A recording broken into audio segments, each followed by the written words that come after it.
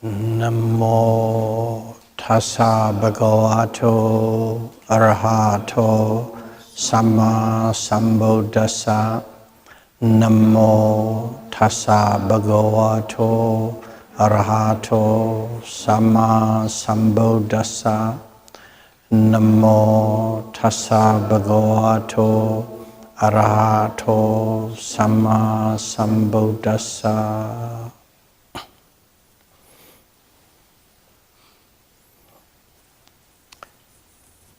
Series A, Dhamma Talk number 19.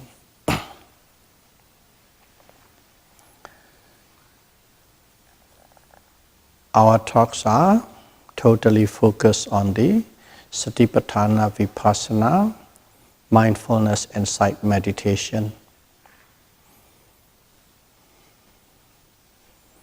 In the last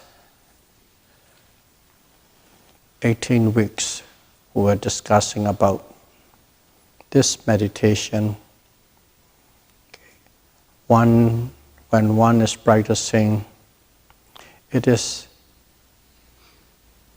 very important to focus or to incline your mind to see the cessations of every object that you are observing. Okay. By inclining it, you will see the cessation or the ending or the disappearing of every object. That will prompt you to see Dhamma a lot quicker and faster. Keeping that in mind, one observes the object intensely, closely, penetratively, and deeply. Not superficially. A full effort, like laser beam-like. That kind of quality observation, one must apply each and every object and each and every observation. And thirdly, one must repeat that kind of a process or observation continuously, constantly, without a break and a gap. That is the way one must observe mindfulness, insight meditation, if you are practicing that. And if you look at it, this whole aspect is everything is directly related to yourself and to your effort and what you must do. Okay. Everything is what you must do and how you must apply, in what manner, in what way. Everything is your own application, your own effort. Those aspects are dealt in the last 18 Dhamma talks. And today, the Buddha not only tells you what to do and how to do, which must apply directly by yourself at the moment of meditation. He also talks about the environmental situation and condition related to your meditation. What it is, supporting factors. Supporting factors. As soon as you see supporting factors, this is outside you, from the environment, from the surrounding, the conditions that enveloped your meditation practice and yourself. So we'll be dealing with that aspect. What are the supportive conditions? And these supportive conditions, of course, this is not what you are doing, which directly related to you and that you are responsible. This is what others outside, in the relationship with outside. So sometimes you may have the perfect condition, sometimes you may not have it. that must be fully aware. When you have it, use it with grace. When you don't have it, okay, have perseverance, have tolerance, have patience, and do with whatever you have. Don't complain about it. Don't use it as an excuse not to do it. Don't use it as an excuse that you are not progressing because of these conditions. That kind of attitude one must bear in mind. The first one the Buddha said is,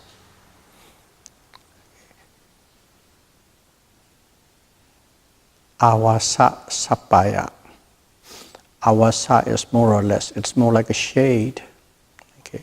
Because India, Burma, those are very hot country, tropical country. If you go under the shade, you got relief from this very hot sun. Okay, a shade. Or in other words, it's a place that you can rest your body with ease. So in this case, you can call a place, accommodation. Okay, a place, accommodation, a building, a structure. That's, you can call it awasa. Sappaya is, it has at least the basic necessity and requirements, or in harmony, do what you are doing. A place which harmonize and give you the best support so that you can meditate with your full effort and strength. It's awasa sappaya. That is important. If you have a good one, you progress a lot faster. If you don't have it, of course you have to bear the difficulties that comes along with the lack of that accommodation. So in accommodation, of course, we can nowadays say, are we going to do in a 5-star hotels, or a great monastery, or a little monastery, or it's a little house in a village, or even under a little hut under the tree, or simply under the tree. These are all ranges. So which one is the right one? So in here, the Buddhas give 5 specific, okay, factors what it applies, that what is called the proper suitable accommodation. The first one is, it must not be too far or too near. Okay, that's the first requisites of the accommodation. Let's say you live in Vancouver. Okay, every week or every month, if you have to drive about 6-7 hours to go and meditate, do a meditation place, that's too far. It's already about 5-6 hours back and forth. You are on the road for a whole day and also tire you out. Or if it is about an hour or two, well, that's not so bad. Of course, if we can get it in about 45 minutes, even better. But regardless, what it is, if it is too far, there are a few things that comes along with it. First of all, it's you waste a day time, or tired you out. Some people may not be able to drive, some people don't have a car, and so on and so forth. Difficulty arises. And also, it implies that they are not everybody. Some people might have at home people who needs help, okay? People who needs to look after emergency, or you yourself might need a emergency when you get old and sick. These kind of things can happen because you never know.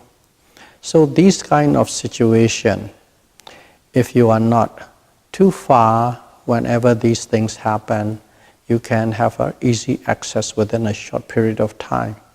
If you have an emergency at home, you can go back. If you have somebody sick at home, you don't want to be too worried. If you're about 6 hours away, oh, it will take me about 6, 7 hours to get back. That kind of thing. Some sort of mental worries can arise with conditions related to the distance. That is one thing. And too near.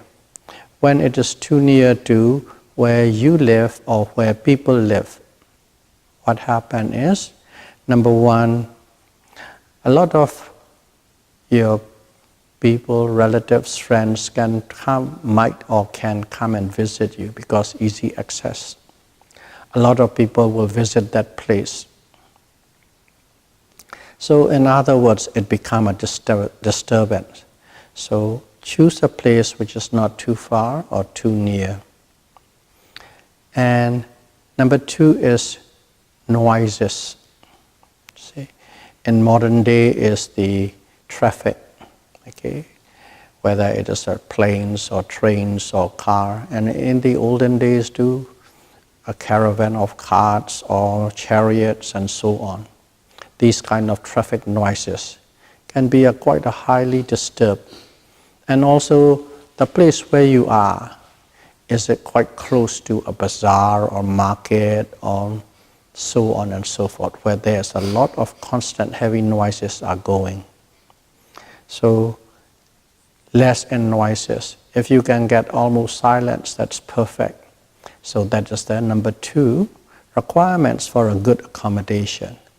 Not too far, not too near, and the noises or traffic or any other noises, constant noises that could disturb your meditation. So that's number two. And number three, okay.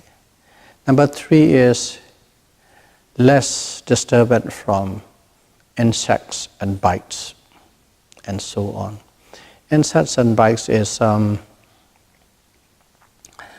we all know so well, especially in Canada, there's a lot of mosquitoes and the black flies. And in every part of the world, there's some kind of insects. It's always coming, crawling, biting at you.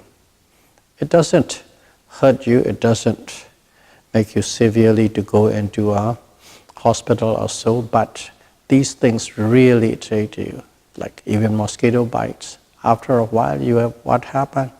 It's most of your meditation is scratching, itchy. So it is tougher to get meditation or concentration.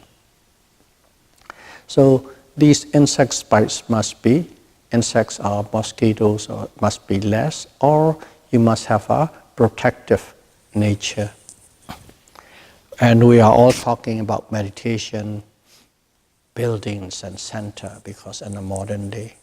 In the olden day, it's not. Some go and meditate in the forest. So in the forest too, before they start, they have to actually build a place where, number one, safe from the larger animals, that could hurt and harm you. And number two, protected from the mosquitoes and insects. If you want to be close to the water and in the valley, go down to the valley, there will be more mosquitoes. But if you take a little higher ground, the breeze is blowing and there's less mosquito or no mosquito, the wind blows away. Those are the kind of things one have to prepare ahead of time. Or you have a mosquito net, So you go with the mosquito net and cover it. Nowadays we have a mosquito repellent and so on and so forth. So in other words, we should prepare to ward against the mosquito bites and disturbance, irritation and itching. This is the number three requirement. And number four,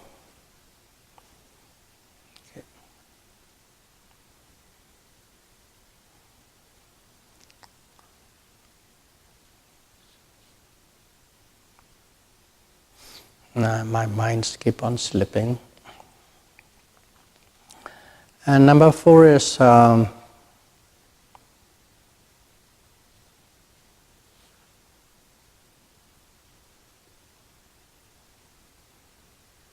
it'll come back. And another factor is, one thing is you must have a good friend, number 5. So when you're meditating, of course sometimes it's a self-retreat, you go alone and meditate. But in general, even in the olden days, at the times of Buddha, the monks go out with a group of people, a group of monks. And there's always a leader as well. Sometimes there's a teacher along with it. They go out and meditate. When they go out and meditate, if you are just simply meditators together, they have a different level of level that they have attained. And occasionally, not every day, occasionally you can talk, you can discuss, you can shuffle information so that it promotes the growth of your meditation. But nowadays, it is in the meditation center, and it is a meditation teacher along with it. So a good friend can be your co-yogis who are working together, who are a lot more senior than you, or who could be also a teacher. And specifically, the Buddhists refer to as a teacher. The Buddhist word is called Kalyana Mitta, a good friend. So one needs a very good and competent teacher when you are meditating. And when you are meditating, and if you have a good and competent teacher, your growth is very fast. Your growth is very fast. If you are meditating alone without any guide or instruction, or what to do, what not to do, then you can and you will still grow, but at a lot slower pace. And how important it is to have a good teacher is in one of the sutras there was a conversation between the Shin Ananda and the Buddha. Shin Ananda is his attendant for the last 25 years of his life. And whenever Buddha speaks, he doesn't just speak out of the blue. Whenever somebody asks a question, he answers. And when he answers, then it becomes a sutra. A sutra or sutta. Or sometimes the whole group might be sitting together and some event might be happening right in front of them, and then Buddha might draw that attention to that incident or condition, and a sutra or discourses will arise. This is how the teachings happen. But in here is we are not talking about the whole sutta, but one thing is Shin Ananda asked in that one incident, this phrase is, "Oh, Lord Buddha, by having a good friend, a Kalyana Mitta, Dhamma friend, so it is like as if you are already successful, 50% you are already successful in your practice or on your path to Dhamma." And the Buddha said, "No, Shin Ananda, if you have a very good and competent teacher, you can safely assume that it is 100% you are on the way." Of course, in here is provided the people are seriously practicing and fully committed. That is without being said. A yogi who is seriously practicing and fully committed and have a very good and competent teacher, you can safely assume that you will reach the end of the journey or the goal that you are having in your mind, in which here it is the Ariyaship, to become a noble person. To that level, it is important Okay, that much importance it has. So in here, if we recap it, first of all, it must not be too far or too near. Secondly, the noise must be less. And number 3, insects. Okay? You must be protected against the insects. And number 4, still I couldn't recall. And number 5, you must have a good teacher. So there are 5 things that one needs to have a good accommodation.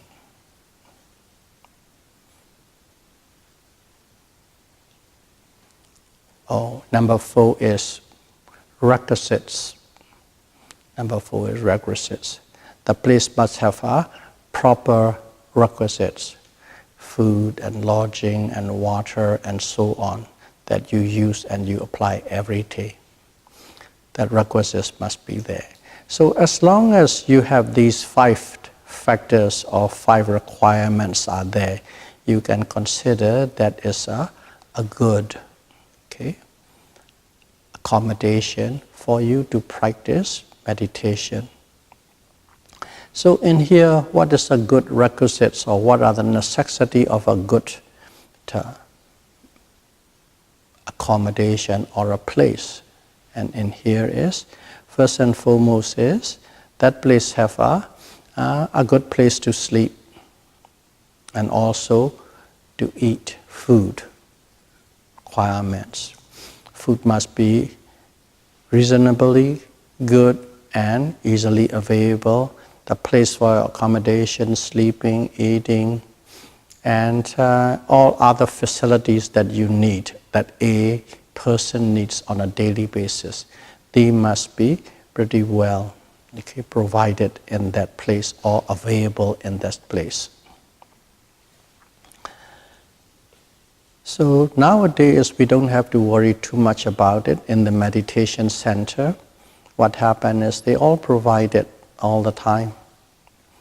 Okay, especially in a situation like mindfulness inside meditation center, they cater you to a T and provide it. And also the food, even the food, sometimes you might not get exactly as you wish or want, but at least there's enough, nutritious enough so that it can provide you to maintain and sustain your body and refreshen your mind and keep on practicing.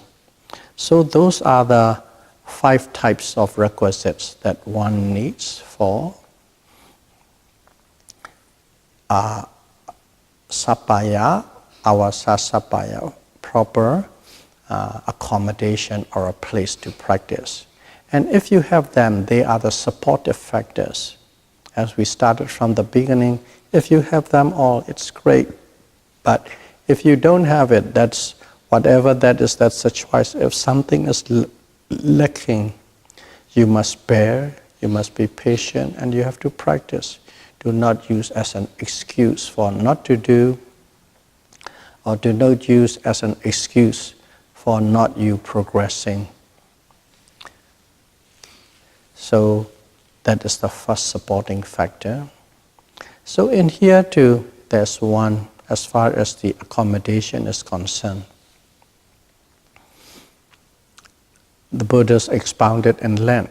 He divided into 4 types of accommodation. The first one are the 5 factors, 5 qualities that one's need or required in an accommodation. And there are 4 types of accommodation too. We have a meditation center, or you're meditating with somewhere, somehow. Nowadays it's halfway around the world. It's not too far.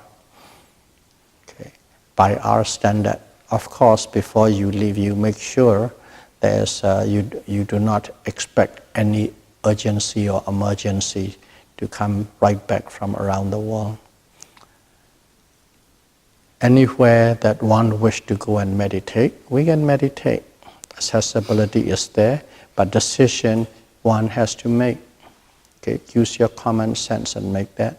The key thing is while you are there, whether you need for medical emergency purpose, whether they are there, they are not there, okay, where is the closest, especially if you have a pre-existing condition, okay, then you must calculate all these things and put it in place and go and meditate.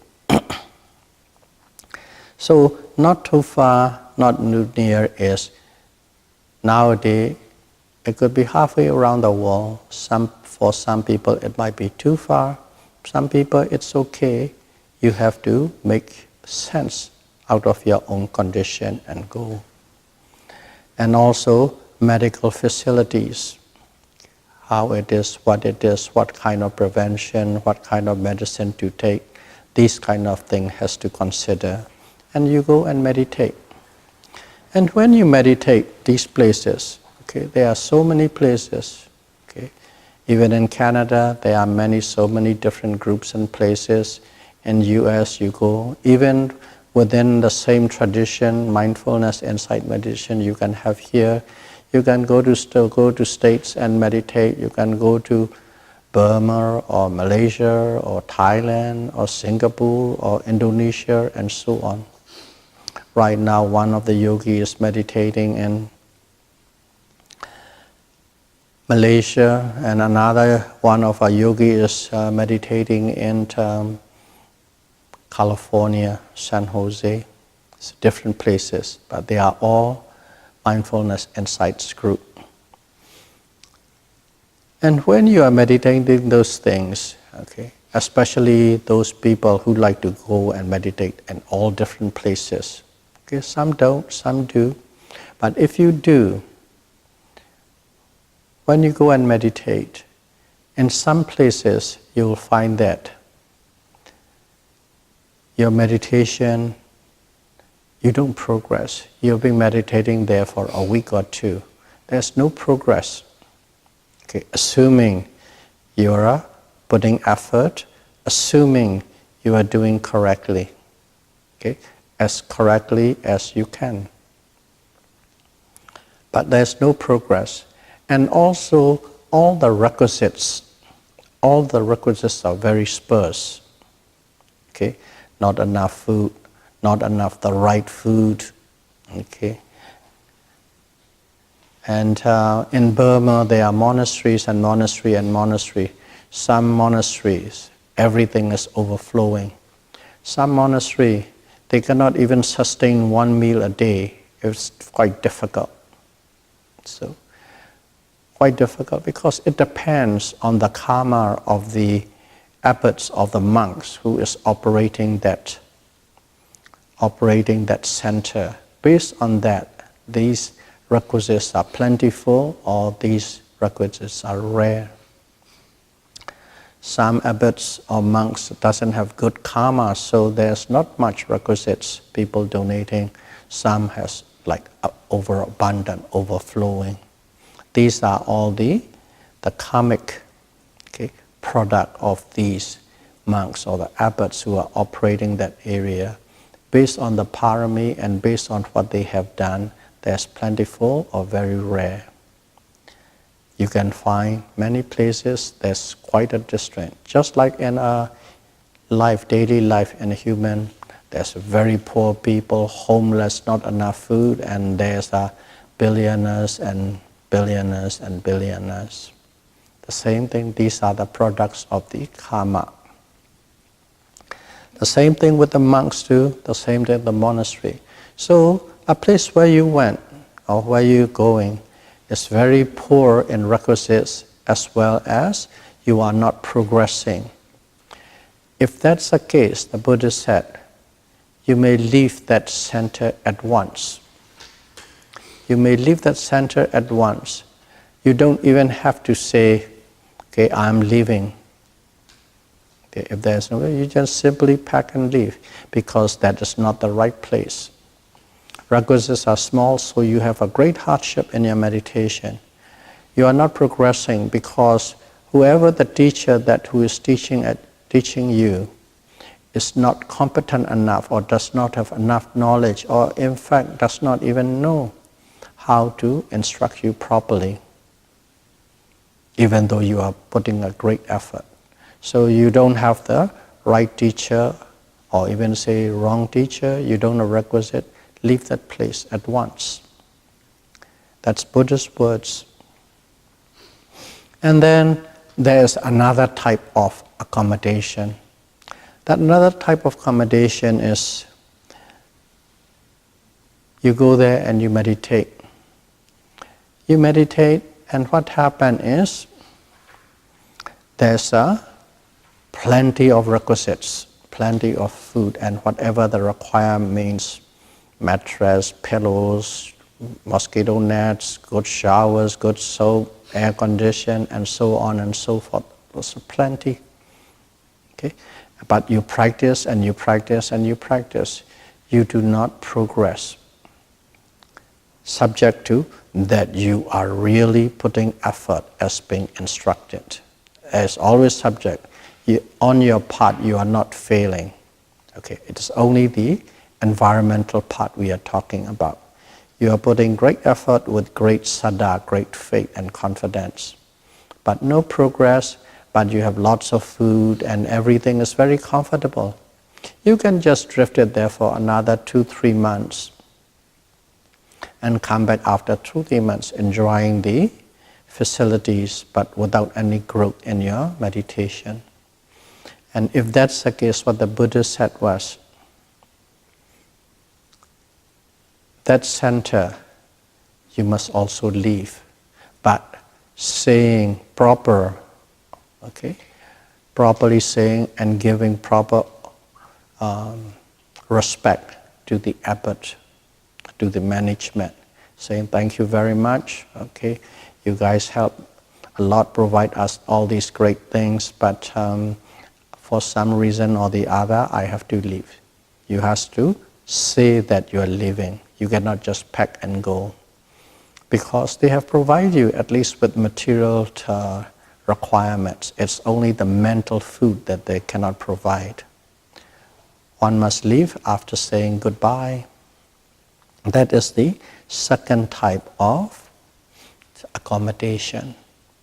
And then there's a third type of accommodation. The type of accommodation is you went there and you meditate. You meditate, and this meditation center or monastery requisites are sparse. Okay, you don't have much material support. Okay, sparse, you have to struggle with it. Or, especially for Westerner, you don't have the food that you like to eat. Or hygienic are not very good. Okay, not very hygienic place, and so on and so forth. But your meditation progresses leaps and bounds. You really see the Dhamma, you really see the true nature of Dhamma. Leaps and bounds you are progressing. And at that kind of center, the Buddha said, have patience, have tolerance. Try to look at with a wise attitude, yoniso manasikara. And then, with patience and tolerance, you keep staying there and you keep meditating. Don't leave. If your meditation is really growing and progressing, that is the third type of accommodation. And the fourth type of accommodation is you went to a center and that center is plentiful in everything. They support you in every which way they could to the best. Let's say that's a 5-star meditation center in terms of materiality and support. And also, meditation, you really grow. You progress really good. You progress mean, don't think, today is 1, tomorrow 2, tomorrow 3. It's not in that. In other words, you're meditating and all the time, you are discovering or you are experiencing the Dhamma that you haven't experienced before. That is the growth. Don't try and measure with, jnana 1 or jnana 2 or jnana 10. Don't go that way. Every day you meditate and every day you experience something that you haven't experienced before. Every day you experientially understand something that you haven't understood before. Sometimes the same thing that you understood in a many different ways. That is a progress. It is not today, tomorrow, the next day, everything the same, nothing new. Everything is rise and fall, rise and fall. Then there's no progress. But there's always something that you haven't experienced before, that hasn't happened to you before, happens something. Whatever the slightest, smallest thing, trivial thing may be, that is the progress. Sometimes the same thing experienced in 10 different ways. Okay? Your understanding of that is the same. Okay, the same thing. Okay, 1 + 1 = 2. That 1 + 1 = 2, you find it in a many different modes, many different ways. The answer always 2, 2, 2, 2, 2, but it's in many different ways and methods you find them. That itself is a progress too. Depending on the parami, people understand these things. Some people just simply understand pain. Okay, oh, pain, painful. You observe it and finally you overcome the pain. That's it. Pain, unpleasant, or dukkha.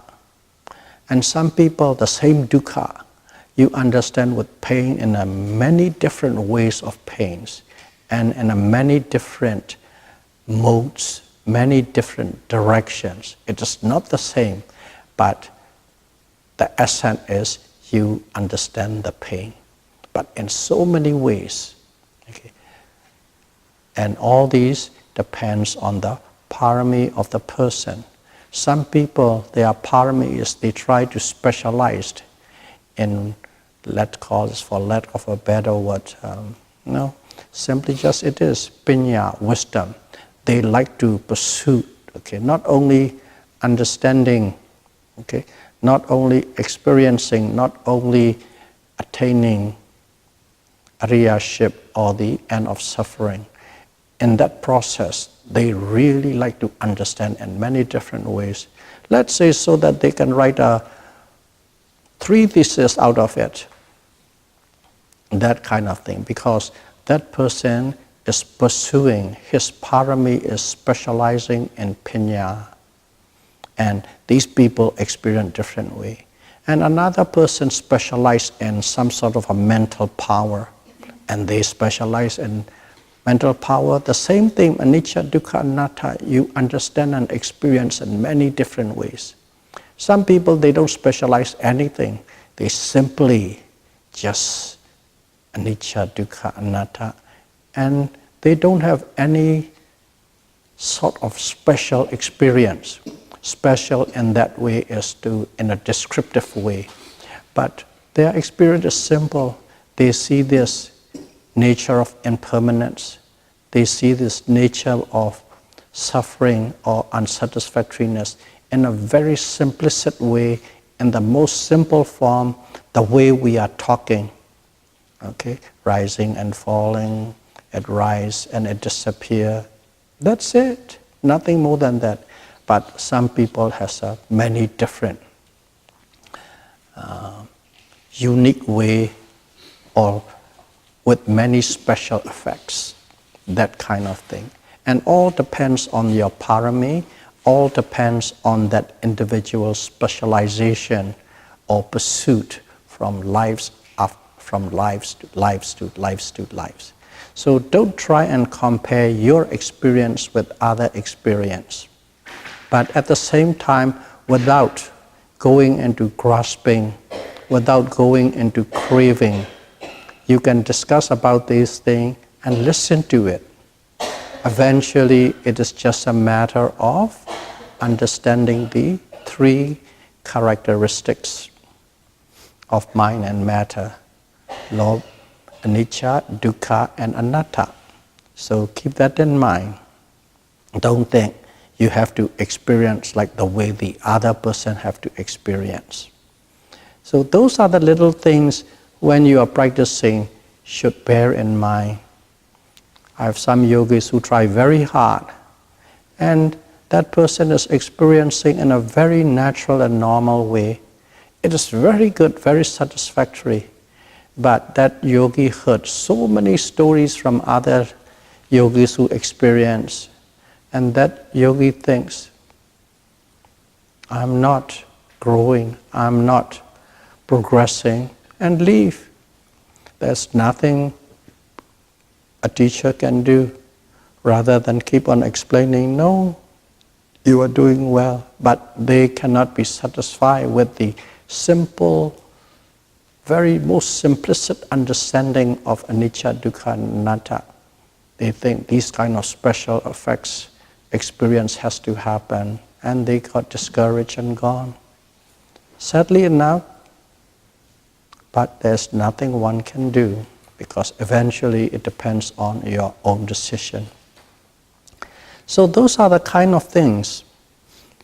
These experiences are the growth. The growth means you are growing in your meditation, you are progressing. So in the shortest form, you experience the specific characteristics of physical phenomena and mental phenomena. That's the first one. You have to experience these specific characteristics. In other words, the ultimate realities in a specific form, because each and every object have their own specific, unique characteristic. Those must be experienced. And from the repeated experience of these specific characteristics, eventually you come to understand the general characteristics, which is simply put the 3 marks or 3 characteristics of mind and matter, which is everything is impermanence, in a state of transience at all time, ever changing. Secondly, it is dukkha, suffering or unsatisfactoriness. Or in other words, or on a meditative form, it is the constant oppression of mind and matter with the process of ever changing. That oppression, you felt oppressed through that changing process.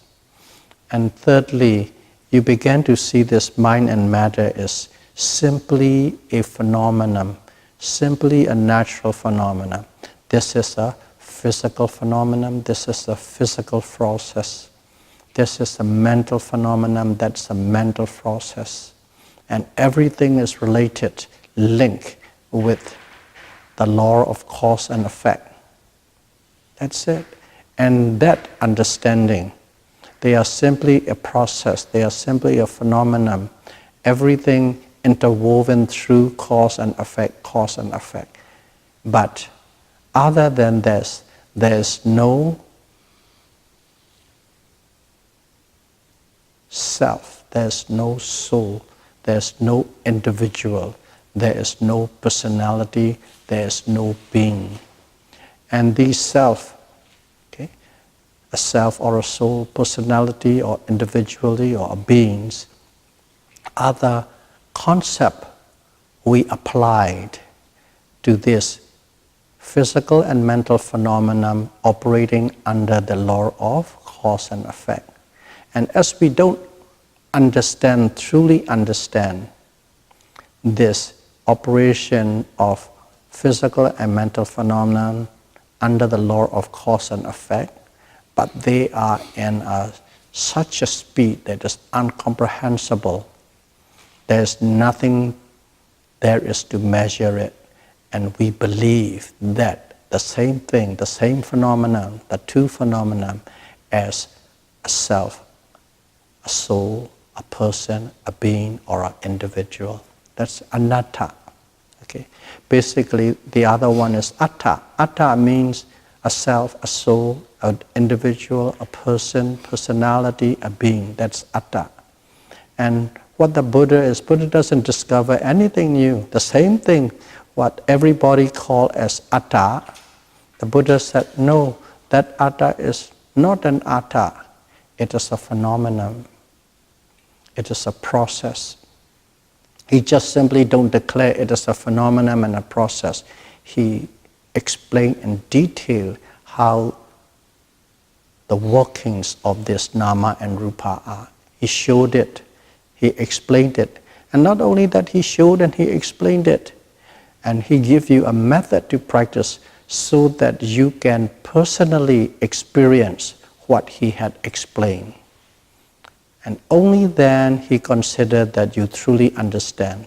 Just by listening to what he said, listening to what he explained, okay, or blindly believe him what he said, no, you still don't understand. You must experience directly. What I said is a guideline, a direction. You do this way, and if you do this, you will definitely experience and understand that what you call a self or a soul or a person is simply the two phenomena, physical phenomenon and mental phenomenon, operating intricately through the law of cause and effect. Anicca, dukkha, anatta. Impermanence or state of transience or states of change, constant change. Dukkha, unsatisfactory nature of this nama and rupa. And anatta, it is simply a process, simply a phenomenon. Other than that, there is no other thing that exists for eternal or undestructive nature. So that is called general characteristic. That's it. You understand the specific characteristics of nama and rupa, and you understand the general characteristics of nama and rupa. That is the growth or the progress of your meditation, or that is the growth of your insight. And that's why we call this meditation insight meditation or vipassana meditation. We understand all these things what the Buddha had explained to us through our own practice. And what is that practice? Sati. Constant, uninterrupted, deep, penetrative mindfulness of every physical and mental object arising at the present moment. And to sum it up, that's it. So if you are experiencing those things in your retreat, 2 months retreat, 3 months retreat, every day, okay, the given is you are putting the best effort of your life. You are putting the effort that is required for this practice. If you don't do that, nobody can help you. Eventually, you are responsible for your own. The teacher is simply showing you anything that you are not doing correctly, how to turn, where to turn. That's it. And if a teacher can show you competently about everything what you are doing wrong, that means you are doing right. And if you are doing right, and if you are putting the greatest effort, what is necessary, you will definitely experience the progress or insight. So the last meditation center is your requisites are plenty, your requirements are plenty, and also your meditation is progressing. Those meditation center, the way the Buddha said is, even if the abbot asks you, okay, you have been here for 6 months, okay, you can go home. Even with that, if you're progressing, beg the abbot, please don't let me go home, let me stay longer. That, to that level, the Buddhas recommend. So there are 4 types of accommodation. One is a place, poor requisites, no growth. You can pack your bags and leave at once. Another place is, there's plenty of requisites, no growth. You say and say, thank you for taking me in, but I have to leave, and you leave. And the third one is very poor requisites, but your meditation grows, your insight grows. Be patient, be tolerant, and bear the hardship and keep on meditating. And the fourth one is plenty of requisites and your growth is very good. Those places, even if they push you out, beg them not to push out and keep on staying. So those are the things that one needs as a support. The first support, which is called awasa sapaya, right, suitable accommodation that can support the growth of your meditation. You don't have the control over it, but you can always choose. The choice is always yours. So that is one external support for your growth of meditation. And second one is, they call it alms. And this thing especially come out because of for the monks.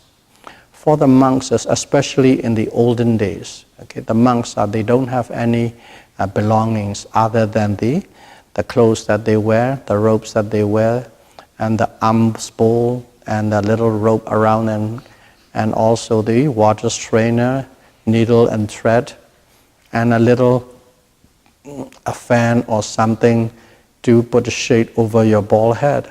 Those are the 8 things that they are allowed to own. They can say, this is mine. Other than that, the monks does not own anything. Even if the monk is living in a multi-million-dollar monastery, they don't own it. They are just there as a guest to use it while they are there. Nobody owns it.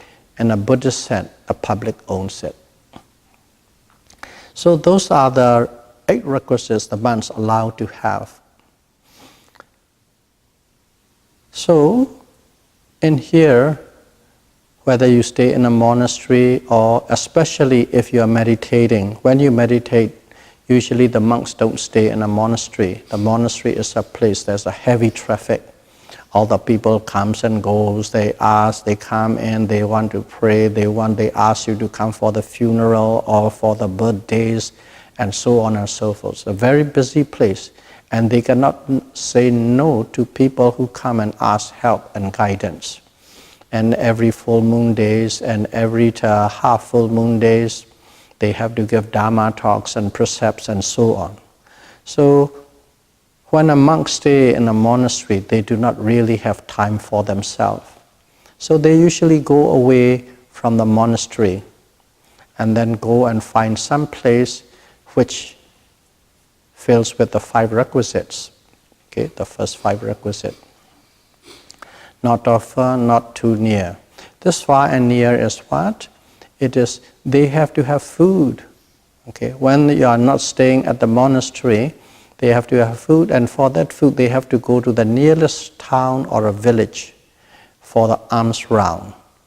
For the alms round, and then they collect food for about 1.5 or 2 hours and come back at a proper place near the water and eat and clean, and that's it. And if they stay too far from the place or village where they can go for an alms round, then they are wasting a lot of time in just collecting food. That's why for the monks, this is especially a place where you have to collect food, or the goings for the alms rounds must not be too far or too near, because that is especially for these. But nowadays in the monastery, then you don't. But even in the monastery, if you are the full-time monk, okay, except for when you're old or when you're sick or when you're abbot.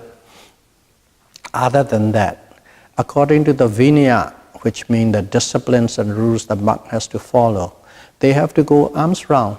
They cannot sit there and eat every day food on the table, whatever they bring it for you, whatever the people bring it for you. And if they do that, if they don't go for alms round, then they are breaking one of their discipline. They call it offense, a smaller offense.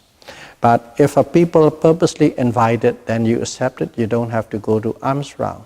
But you don't sit there every day expecting for the food to come and put it on your table. They have to go alms round every morning. Because that's why you will see people who have been to Burma or Thailand or Sri Lanka. The monks are going around in the morning, put their robes on with their pumps on, and they collect food because they have to do it. If they don't do it, if they are lazy, if they depend with luxury for the people to bring in food every day, they are committing an offense. Okay. So the monk says 227, that's one of the offense. So that kind of a thing, your place for going alms round must not be too far, okay, or too near. If you are too near, the people will come to your place, talk to you, ask you, and so on. There are some people who are considerate that you are meditating. There are some people who are not considerate. They are troubled. Whatever the trouble they have is bigger than what you are meditating, and they will ask your help. So that kind of thing also applies for too far and too near. That applies especially for the monks who goes for alms round. So, and if it is too near, they come in, that's noisy. That's why you won't have much, okay, quietness, talking, asking people, or people pass by, bullock carts going by, the noises. So that is also on a too far and too near, less noise, too much traffic noise. And of course, mosquitoes and insect bites, it's already taken in. And then also requisites, they have to depend to the village that is close by, about an hour walk, half an hour walk. But you stay in a forest where there's no people pass around you, those kind of things. And also, one should have a co-meditator or a teacher to go in. So that number 2, alms round, that's also a support. The first one is generally as an accommodation. The second one is specifically, it has to be suitable for your daily alms round. So which means this is specifically for the monk. So with those 2 supporting factors, we will conclude today. The Buddhas give 7 supporting factors, and we cover 2, and there are 5 more to come. So may all of you be able to practice Satipatthana Vipassana meditation precisely, correctly, and diligently, and may you be able to experience the true nature of Nama and Rupa as soon as possible. Sadhu, sadhu, sadhu. Buddham Pujami.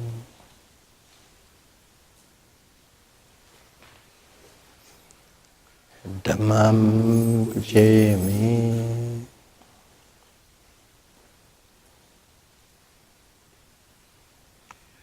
Sangham Pujami.